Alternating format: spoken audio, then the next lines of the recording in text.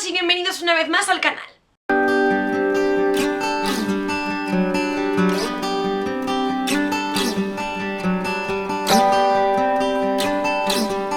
Seguramente veréis mi cara de un color totalmente diferente al normal, y es que hace algunos días me fui a la playa, me quemé completamente y he intentado echarme un poquito de base fluida para que mi cara no sea un tomate. Estamos a final de mes y eso, como siempre, significa que hoy os voy a mostrar mi resumen de las lecturas del mes anterior, así que aquí va el wrap-up del mes de mayo. Como siempre voy a recurrir a la aplicación de Goodreads para poder ver cuál ha sido el recuento de lecturas. Durante el mes de mayo leí un total de 11 lecturas. 11. Os prometo que cuando he empezado a hacer este wrap-up pensaba que iba a durar muy poquito tiempo porque realmente tenía la sensación de que no había leído nada. La primera lectura que hice durante el mes de mayo fue Los Señores de los Siete Tronos, Holocausto, que es la segunda parte de la trilogía escrita por Carlos González Sosa. Al igual que me ocurrió con la primera parte cuando la leí hace algunos meses, creo que esta historia tiene un muy buen planteamiento, está narrada desde el punto de vista de varios personajes, es una historia de fantasía épica. Sin embargo, me he encontrado algunos defectos tanto en la primera como en la segunda parte que han hecho que no disfrute tanto de su lectura. El primero de ellos es el ritmo de la narración. Aunque la historia está dividida en una trilogía, creo que el dinamismo narrativo no es el adecuado, es bastante lento. La siguiente lectura es la cuarta entrega de la saga de Isaac Palmiola, que es El secreto de Meteora. Este libro lo he puntuado con 4 estrellas sobre 5, ya sabéis que soy una gran admiradora de esta saga de Isaac Palmiola, la verdad es que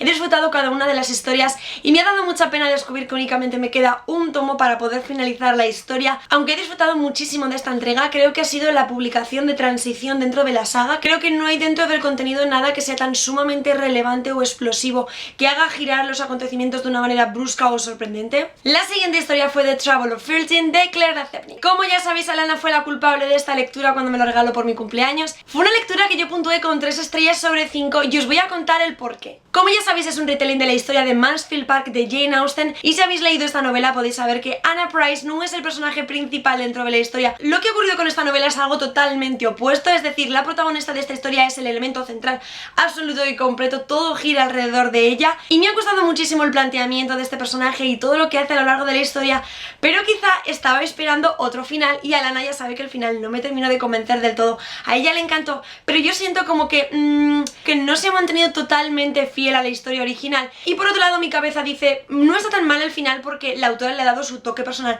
Bajo la noche eterna de Verónica Rossi, la segunda parte de esta trilogía, se coló durante el mes de mayo en mis lecturas. Este libro lo puntué con 5 estrellas sobre 5, la mejor puntuación que le he podido dar. He disfrutado mucho más de esta segunda novela que de la primera, aunque ya la primera me gustó mucho, no pensé que fuera posible. El principal motivo es que en esta segunda historia los personajes van cada uno por su lado, no es ningún spoiler, chicos, aparece en la parte de detrás del libro. Y se ha introducido un personaje que a mí personalmente me gustó muchísimo de la primera historia, que es Rugido. La siguiente historia fue Amor en verso de Colin Hoover. Una de las cosas que me sorprendió de Amor en verso era la brevedad de la historia. La trama de la historia no es que sea ni muy complicada ni muy original, es decir, todos los elementos que aparecen ya están vistos dentro de la literatura juvenil. El hecho de que haya puntuado tan alto esta publicación no ha sido por el contenido del libro, sino por las emociones que a mí me hizo vivir. Este libro lo comencé más o menos a las 11 de la noche, lo terminé sobre las 2:30 de la mañana. Durante esa noche y esa madrugada mi corazón fue una completa montaña rusa, porque me divertí con los personajes, sufrí con los personajes y sobre todo lloré a mares.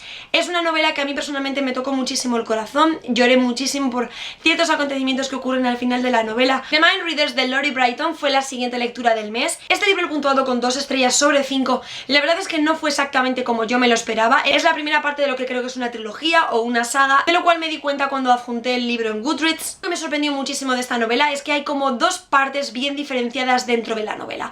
Por una parte tenemos el inicio de la historia, que me gustó mucho porque plantea todo el mundo en el que está la protagonista, es decir, ella es una chica que tiene la capacidad de leer la mente de los demás. Esta parte de la novela, es decir, las primeras 20 o 30 páginas de la historia, es lo más auténtico y lo más real, lo más adictivo que me he encontrado de toda la novela, porque en el momento en el que aparece el protagonista masculino y comienza todo el devenir de los hechos, es un completo y un absoluto caos. Estoy absolutamente segura de que no voy a continuar con el resto de los libros de esta saga o de esta trilogía. La siguiente historia fue El ritmista o El ritualista de Brandon Sanderson. Este libro lo puntué con 3 estrellas sobre 5 y tuve sentimientos encontrados con la novela. Por una parte me ha gustado mucho el planteamiento y la trama tan original que tiene el autor, es decir, él crea un mundo lleno de magia donde las tizas, es decir, la típica tiza de pizarra, es capaz de crear muchas cosas, y el hecho de que el protagonista no tuviera esta capacidad sino que la ansiara y algo que a mí me ha gustado mucho. Sin embargo, creo que el ritmo narrativo no ha sido el adecuado para esta historia. Me ha costado bastante el poder engancharme al propio devenir de la historia. Creo que tardó muchísimo en plantear el problema principal de la historia. La siguiente historia fue Maximilian Heller de Henry Quine. Esta lectura la puntué con 5 estrellas sobre 5, ha sido una de las más ligeras y de las más entretenidas que he leído durante el mes. El motivo por el cual disfruté tantísimo de esta historia es que, si no lo sabéis, esta historia y este autor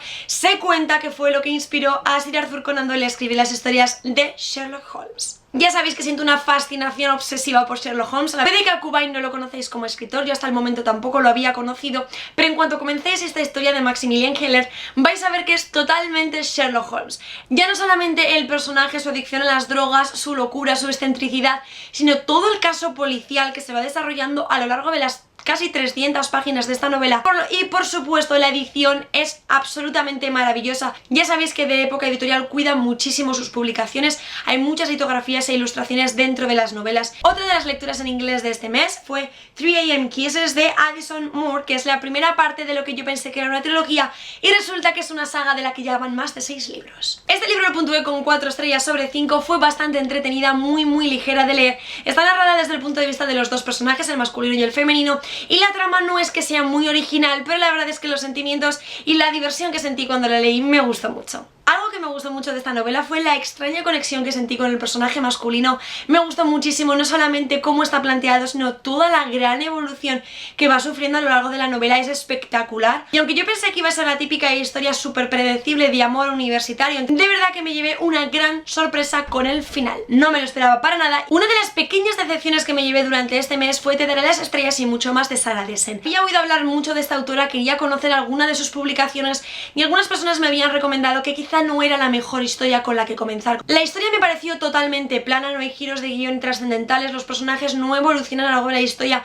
La verdad es que no sentí ninguna conexión ni con la trama ni con los personajes. Si habéis leído algo de Sarah Dessen, por favor, me encantaría que me dejáis aquí cuál es la mejor novela de la autora para poder salir un poquito del bache con ella. Y la última lectura del mes fue Reiniciados. Este libro lo puntué con 3 estrellas sobre 5 y os voy a contar que también tuve sentimientos encontrados. El hecho de que algunas personas cuando mueren son reiniciadas, es decir, pasan algunos minutos y se despiertan de nuevo a la vida, aunque son totalmente diferentes. Dependiendo del tiempo que hayan permanecido muertos hasta su reiniciar, van a obtener una categoría u otra. Son personajes muy fríos, calculadores, sin sentimientos, son entrenados para ser soldados y defender, digamos, a la tierra. Este planteamiento me ha gustado mucho, al igual que la personalidad de la protagonista. Sin embargo, creo que se podía haber alargado un poquito más la trama del inicio y no ir tan rápidamente a la acción y al cambio dentro de la protagonista. Bueno, hasta aquí ha llegado el wrap up resumiendo lecturas del mes de mayo. Este mes os animo a que me dejéis aquí abajo en la cajita de comentarios cuál fue vuestra mejor lectura del mes pasado. Os deseo a todos las mejores lecturas.